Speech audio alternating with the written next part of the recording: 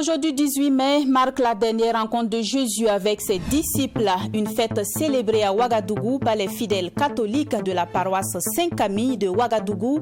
L'ambiance de la célébration de l'Ascension à suivre dans ce 20h. L'actualité, c'est aussi ce projet de construction d'une crèche au profit des enfants des soldats du feu. C'est une initiative de l'association Gopaga. La pose de la première pierre est intervenue hier au sein de la compagnie d'incendie et de secours de Signoguin. Tous les détails à suivre dans ce 20h. En sport, le tournoi UFOA B, 20 joueuses sont retenues pour défendre les couleurs du Burkina à Koumassi au Ghana. Le sélectionneur des étalons dames a dévoilé la liste des joueuses ce mercredi. On en parle plus amplement au cours de cette édition. Bonsoir, merci de nous suivre. Les fidèles catholiques du Burkina, à l'instar de ceux du monde entier, célèbrent ce jeudi 18 mai la fête de l'Ascension. Selon les évangiles, cette fête marque la montée de Jésus-Christ au ciel 40 jours après sa résurrection. À la paroisse Saint-Camille de Ouagadougou, c'est l'abbé Jean-Baptiste Ouya qui a conduit la messe du jour. Dans sa prédication, il a demandé à l'ensemble des fidèles catholiques de se remémorer la grâce de l'Ascension et d'implorer le Christ pour le retour de la paix au Burkina Faso. L'ambiance de cette messe avec Mamidriana Kamabou. Double joie en ce jour, 18 mai 2023, pour les fidèles catholiques. Chants, danses et prières ont marqué la célébration de l'Ascension du Christ à la paroisse Saint-Camille de Ouagadougou. Une fête qui symbolise l'entrée de la gloire de Jésus-Christ aux cieux, selon abbé Jean-Baptiste Ouya. Dans sa prédication, le prêtre a demandé à l'ensemble des fidèles catholiques de se souvenir de l'importance de cette date et ce que ça représente dans leur vie de foi. Que tous les chrétiens sachent que le Christ est monté aux cieux avec son corps et sa divinité. Et il nous laisse maintenant un commandement d'aller et de faire des chrétiens en leur donnant le baptême, comme il l'a dit dans l'évangile. Donc c'est tous les chrétiens que nous sommes qui devons perpétuer le message de Jésus. Par la même occasion, plus de 100 membres de l'Église catholique ont été baptisés.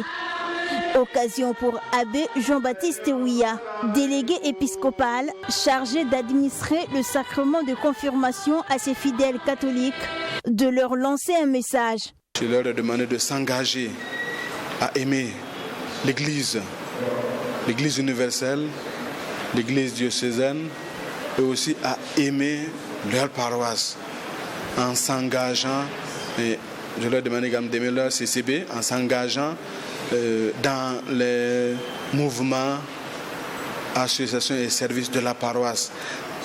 Grâce à l'esprit qu'ils ont reçu, ils auront maintenant la force et le courage de pouvoir le faire. Un message qui n'est pas tombé dans l'oreille d'un sourd. Ces nouveaux baptisés ont réaffirmé leur engagement pour servir Dieu. Ils se réjouissent de leur nouveau statut. Ça représente pour moi une force que j'ai reçue en Dieu.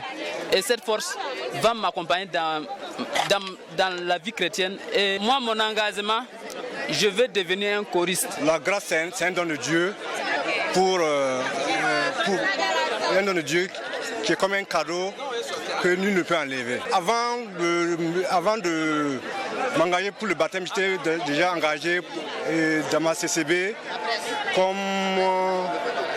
agent recenseur et j'ai été aussi dans le nouveau charismatique aussi. La fête de l'Ascension célèbre l'entrée du Christ dans la gloire de Dieu. C'est une des principales fêtes chrétiennes qui s'inscrit dans le prolongement de Pâques et annonce la Pentecôte 10 jours plus tard. Direction à présent la primature. Une délégation du groupe de la Banque africaine de développement y était hier, conduite par son directeur adjoint. La délégation est allée réitérer son soutien au gouvernement de la transition pour la stabilisation et le développement du Burkina avec Maître Apollinaire Kielem de Tambela. Ils ont aussi échangé autour des projets de la banque au pays des hommes intègres. Le point de l'audience avec Michael Tougri. Une délégation du groupe de la Banque africaine de développement reçue par le chef du gouvernement burkinabé, Maître Apollinaire Kielem de Tambela. La délégation dit être venue traduire tout son soutien au Burkina Faso. La BAD restera toujours aux côtés du Burkina Faso, selon Joseph Martial Ribeiro. Je suis venu en mission de dialogue au Burkina Faso et nous avons eu l'honneur d'être reçus par son Excellence, Monsieur le Premier ministre. Et il a été question de différentes choses. D'abord, nous avons voulu porter un message de soutien du président Adesina, président du groupe de la Banque africaine de développement. Dire que le groupe de la BAD a toujours été aux côtés du Burkina Faso. Et notamment, nous allons continuer d'être engagés dans le cadre du plan d'action pour la stabilisation et le développement du gouvernement du Burkina Faso. Une audience au cours de laquelle Maître Apollinaire Kielem de Tambela a défini les priorités de la transition à la délégation de la Banque africaine de développement. Des priorités axées sur la question de mobilité à travers le processus de désenclavement de certaines localités du Burkina Faso. Monsieur le Premier ministre nous a donné différentes orientations, notamment dans la priorisation des projets de mobilité, car les infrastructures, notamment routières, chemins de fer, font toute la différence en matière de développement. Et nous avons touché également d'autres sujets, notamment la mobilisation des ressources de la diaspora, des diasporas, tant les diasporas des pays voisins qui sont au Burkina, mais aussi les diasporas du Burkina qui sont à l'extérieur, pour aider au développement du pays et de ces mêmes diasporas. Et nous avons également touché à la question importante de la jeunesse et de la création d'emplois. Le Burkina Faso fait face depuis 2015 à des attaques des groupes armés terroristes. Des attaques qui ont contraint plus de 2 millions de Burkinabés à fuir les localités. Nous en venons à ce projet de construction d'une crèche au profit des enfants du personnel de la Brigade nationale de sapeurs-pompiers. La construction de cet édifice est une initiative de l'association Gopaga. Elle entre dans le cadre des œuvres sociales de l'association au profit des forces de défense et de sécurité. L'objectif de Gopaga, offrir un cadre adéquat pour la garde des enfants des soldats du feu. La construction de cette crèche va coûter plus de 23 millions de francs CFA et l'infrastructure devra accueillir les premiers pensionnaires à la rentrée prochaine. La pose de la première pierre s'est faite au sein de la compagnie d'incendie et de secours de Signoguin. Mamidriana Kamabou. Voici à quoi va ressembler la crèche de la Brigade nationale des sapeurs-pompiers. Première du genre à la BNSP, cette infrastructure va permettre aux militaires en général et aux sapeurs-pompiers en particulier de bénéficier d'un cadre adéquat pour la garde de leurs enfants. Selon le lieutenant-colonel Daba Naon, commandant de la Brigade nationale des sapeurs-pompiers, cette crèche va motiver davantage les parents à être plus efficaces au travail en sachant que leurs enfants sont en sécurité. Ce centre-là, qui sera construit au niveau donc de la 11e compagnie d'incendie et de secours, Signoguin, permettra à l'ensemble des personnels de la Brigade nationale de sapeurs-pompiers de pouvoir amener leurs enfants, les inscrire dans ce cadre-là qui garantit une certaine sécurité. Et je crois que lorsque nos personnels sont rassurés que leurs enfants sont en sécurité, plus concrètement auprès d'eux-mêmes, je pense que ça les rassure pour qu'ils soient le plus disponibles possible pour pouvoir donc être utiles aux autres, puisque notre mission c'est de travailler au profit des populations pour garantir leur sécurité et leur venir en aide lorsqu'elles sont en détresse. D'une capacité d'accueil de 70 enfants de 3 mois à 3 ans, cette infrastructure en gestation est le fruit d'efforts de l'association Gopaga et ses partenaires. Pour la présidente de l'association Fadima Kambou, cette crèche prend en compte plusieurs caractéristiques. On a des salles d'éveil pour permettre aux enfants de 3 mois à 2 ans et demi de trouver leur place et de préparer la maternelle.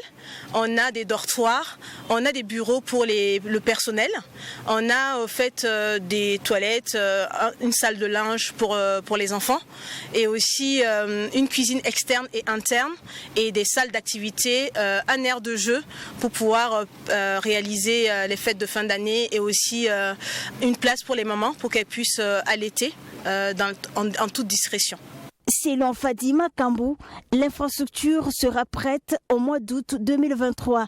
D'ici à la rentrée scolaire prochaine, ce joyau va accueillir ses premiers pensionnaires. Susciter le goût de la lecture à la jeunesse burkinabé, l'un des objectifs du premier café littéraire de l'École nationale d'administration et de magistrature. Pour l'occasion, 3 auteurs étaient à l'honneur. Il s'agit de l'ancien président de l'Assemblée nationale, Sungalo Apollinaire Ouattara, l'ancien ministre en charge de la culture, Abdoul Karim Sango, et le magistrat Sandaogo Antoine Kaboré. Ces auteurs ont partagé leurs expériences avec les énarques sur les grandes thématiques des livres en lien avec le développement du Burkina. Michael Tougri pour plus de précisions.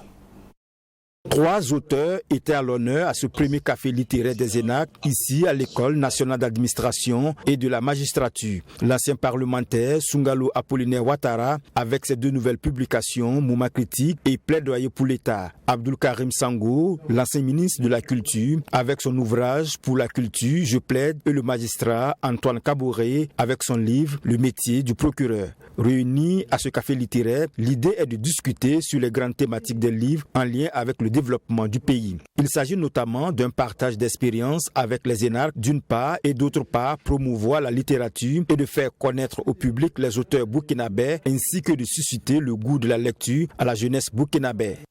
Il s'agit pour moi de partager une expérience de vie, une expérience de l'évolution de la société burkinabé et de l'État burkinabé. C'est vrai que aujourd'hui, chaque acteur a des compétences, mais ajouter de l'expérience à la compétence ne peut qu'enrichir le potentiel d'action, le potentiel de moyens d'action de tous ceux qui sont aujourd'hui à l'ouvrage. Voilà donc l'objet de cette publication, c'est d'apporter un plus à la jeunesse. Initié par le premier responsable de cette institution qui forme les cadres de l'administration publique burkinabé, l'idée pour le docteur Jacob Yarabatioula est d'ouvrir les mentalités et améliorer la culture générale des énarques. Si vous prenez un peu les élèves aujourd'hui, pour faire une très bonne phrase, c'est difficile. Et pour rendre un document de qualité, c'est difficile. Ils peuvent, en lisant, s'inspirer des modèles d'écriture, donc de ceux qui ont déjà publié. Il y a aussi des questions transversales souvent qui sont abordées dans ces ouvrages et qui méritent qu'on puisse justement donc les connaître pour mieux en débattre ou bien peut-être s'en inspirer pour des politiques publiques. Enfin, nous pensons que les cafés littéraires de l'ENARC, organisés par l'École nationale d'administration et de magistrature, se veut un cadre justement de dialogue entre les auteurs, entre les écrivains et nos élèves et le public. Parce que tout simplement, si en le faisant, on leur donne une opportunité de s'améliorer et d'être encore beaucoup plus efficaces. Pour les énarques mobilisés pour ce premier rendez-vous, le moment était tant attendu. Ces énarques saluent cette initiative de leurs premiers responsables qui favorise la culture de l'esprit et l'acquisition de nouvelles compétences. J'apprécie en fait la tenue de ce café littéraire à sa juste valeur. Parce que, comme le directeur général en fait l'a signifié dans son allocution, ça favorise en fait l'éclosion de la culture en fait chez les élèves, les énarques. Ensuite, c'est un cadre de rencontre. Alors, qui dit échange, dit culture également de l'esprit, dit également acquisition en fait de nouvelles connaissances. Donc, pour sa formation professionnelle, et puis pour la vie tout court. Donc, c'est à juste titre que j'apprécie vraiment la tenue de ce café littéraire. Ce café littéraire pour les ENAC est une première dans cette institution. Pour le directeur général de l'ENAM, il est prévu de nouveaux rendez-vous avec les hommes de lettres chaque 2 mois. Tous les différents auteurs dont les productions ont un intérêt pour les ENAC seront conviés pour les permettre d'apporter un plus à l'institution de formation. FESPACO 2023, le film Mala aussi loin que dure la nuit reçoit le 3e prix du chef de l'État. Un prix pris en charge par le bureau burkinabé du droit d'auteur. Il est composé d'un chèque de 2 millions de francs CFA et d'un trophée en bronze. Le tout a été remis au réalisateur du film Dramane Ouedraogo et c'était hier au siège du BBDA. Remise immortalisée par Fatima Danikema. J'en ai marre de cette vie de maître. Est-ce que Dieu n'est pas au courant? Mala, aussi loin que dure la nuit. C'est le film qui a remporté le 3e prix du chef de l'État dans la catégorie Burkina Film à l'édition 2023 du Festival panafricain du cinéma et de la télévision de Ouagadougou, FESPACO. Ce film qui traite des réalités que vivent certains jeunes en quête du bonheur a reçu les félicitations du directeur général du bureau burkinabé du droit d'auteur BBDA. Ahmed Di Patenba Patrick Liga a à l'occasion procédé à la remise d'un chèque de 2 millions de francs CFA au réalisateur. C'est une reconnaissance que nous avons voulu témoigner ce matin en lui disant que ce qu'il a fait contribue à faire avancer les missions du BBDA qui est de collecter, répartir et payer les droits envers les créateurs d'œuvres de l'esprit. Dramane Ouedraogo, acteur et jeune réalisateur, a traduit toute sa reconnaissance à l'endroit du BBDA pour ce chèque. Selon lui, Mala aussi loin que dure la nuit est son tout premier film. Et voir ce film primé au FESPACO est une fierté et une invite à mieux faire. Ça me dit simplement que le pire film que j'aurai à faire dans ma carrière doit être au moins à ce niveau, sinon un peu plus au-dessus.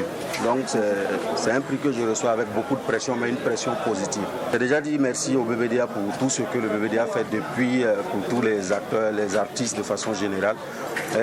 Merci au BBDA d'avoir accepté porter ce prix-là, parce qu'on connaît aussi le contexte dans lequel on est, on connaît la situation que traverse le pays. Déjà même, c'est remercier la présidence d'avoir accepté maintenir ces prix-là au FESPACO, malgré qu'on est dans un contexte de mobilisation de fonds pour l'effort de paix. Notons que le tournage de ce film a pris fin en janvier 2021 et il a concouru dans la catégorie Nyenenga Post-Production dans la même année. Même s'il n'a pas pu avoir le financement de la post-production pour finir le film, les conseils des membres du jury lui ont permis de retravailler la post-production avant sa sortie. Et c'est ce travail en plus qui lui a permis de postuler à la 28e édition du FESPACO et remporter ce 3e prix du chef de l'État.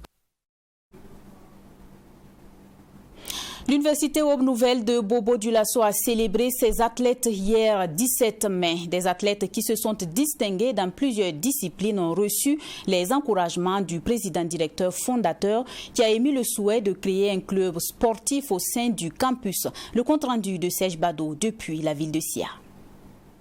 Faire de l'étudiant un citoyen cultivé, lucide, autonome, physiquement et socialement éduqué en mettant en avant les valeurs sociales et éducatives du sport par la pratique d'une discipline, c'est entre autres les objectifs du championnat universitaire de basketball. Et l'Université Aube Nouvelle en a fait sien ses objectifs. Après leur sacre sur le plan régional et national, l'administration de l'université, avec à sa tête son premier responsable, a tenu à féliciter les étudiants. Isidore Kini, président directeur fondateur de l'Université Aube Nouvelle. Je suis un président archi comblé. L'excellence vraiment se manifeste dans plusieurs domaines. Au niveau académique, vous l'avez senti à travers le 30e anniversaire. L'Université Aube Nouvelle a été déclarée l'université de l'année 2022. Et au niveau sportif, mes étudiants viennent de le confirmer, c'est la cerise sur le gâteau. En tout cas, je suis comblé pour les résultats.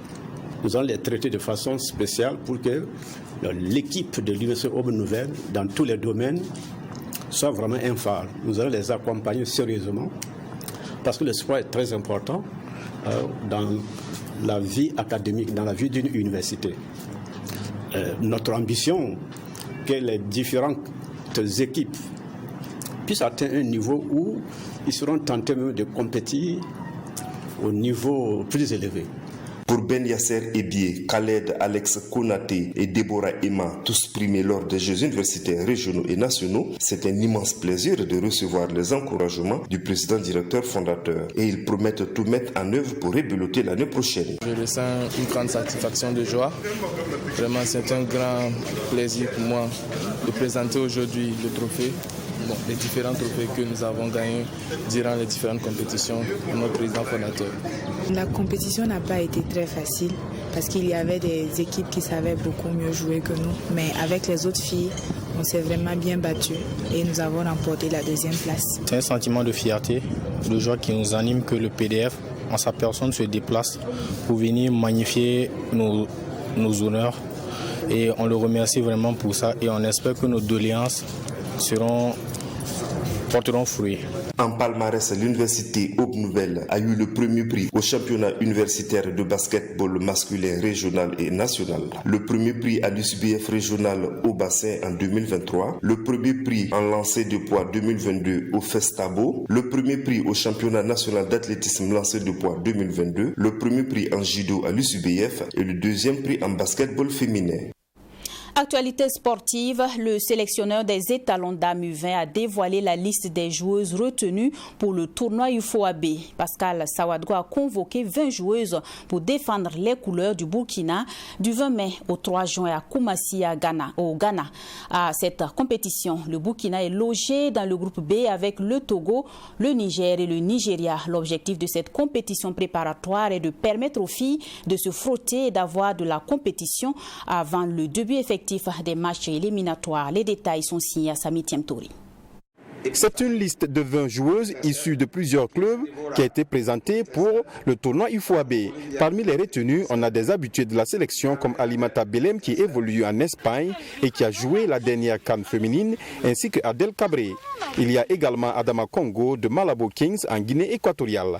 En gros, Pascal Sawadgo a sélectionné 3 gardiennes, 5 défenseuses, 7 milieux de terrain et 4 attaquantes. Une préparation qui s'est faite avec seulement un seul match amical joué. La préparation s'est faite dans des conditions acceptables. Voilà ce que je peux dire. Donc, on est rentré le premier. Donc, la première semaine, on a travaillé sans problème la préparation. On n'a pas pu jouer un match amical. C'est ce matin qu'on a essayé de jouer un match avant d'aller au Ghana. Et c'est le seul match. Et là aussi, il fallait faire 2 fois 30. Sinon, pratiquement, même un match digne de ce nom, ne serait-ce que pour avoir notre équipe type, valider les pauses, faire des réajustements. L'objectif pour ce tournoi préparatif des éliminatoires de la Coupe du Monde U20 est de faire une bonne participation et de pouvoir décrocher le trophée. Ça, c'est l'opportunité pour nous-mêmes d'avoir une bonne base, parce qu'il y a les éliminatoires qui seront programmés vers le mois de juillet. Donc, comme généralement, tant qu'il n'y a pas de compétition officielle, c'est difficile d'avoir des préparations. Ça, il n'y a pas... C'est réellement une compétition qui a la bienvenue. Et nous aussi, il faut aussi laisser des traces. C'est une première compétition. Il faut aussi aller plus loin, avoir des médailles. Et il y a des filles aussi qui guettent aussi des contrats à gauche, à droite. C'est l'opportunité vraiment d'aller s'exprimer là-bas. Donc, pour nous, il n'y a pas de petite compétition. Logé dans le groupe B avec le Niger, le Nigeria et le Togo, Pascal Sawadgo dit être confiant. Je pense que physiquement, elle est bonne. Tactiquement aussi, nous aussi par rapport à la philosophie que la DTN nous a préparée, ça répond. Maintenant, notre seule peut-être faiblesse, il y a notre analyse vidéo qui est avec les cadets, comme c'est les hommes. Bon, on attend, c'est pas sûr qu'on aura analyse vidéo, mais avec les images qu'on aura là-bas, nous aussi on pourra, sinon le niveau il est là. En tout cas, nous, on n'a pas trop peur. Les étalons U20 dames joueront le premier match contre le Togo le 21 mai prochain. Dans le groupe A, le Ghana, la Côte d'Ivoire et le Bénin s'affronteront également pour 2 places qualificatives pour les demi-finales. Crise russo-ukraine, l'accord céréalier en mer prolongé de 2 mois. L'Ouganda salue l'initiative. Le ministre ougandais des Affaires étrangères l'a signifié lors de sa visite à Moscou. Au cours d'une conférence de presse, il est revenu également sur l'impact du conflit russo-ukrainien sur l'approvisionnement des céréales en Afrique. Regardons. Le ministre ougandais des Affaires étrangères, Gégé Odongo, en visite à Moscou, a animé mercredi une conférence de presse conjointe avec son homologue Sergueï Lavrov. Il est revenu sur la prolongation de 2 mois supplémentaires de l'accord des céréales ukrainiennes via la mer Noire. Il a par ailleurs souligné l'impact du conflit russo-ukrainien sur l'approvisionnement de l'Afrique en céréales. Un grand nombre de pays africains, en particulier ceux du Nord, dépendent des céréales, notamment du blé utilisé pour le pain. Nous comprenons leur situation difficile. Mais nous pensons que tout ce qui doit être fait doit l'être dans l'intérêt de ceux qui sont dans le besoin et non pas utiliser leurs besoins à l'avantage des autres.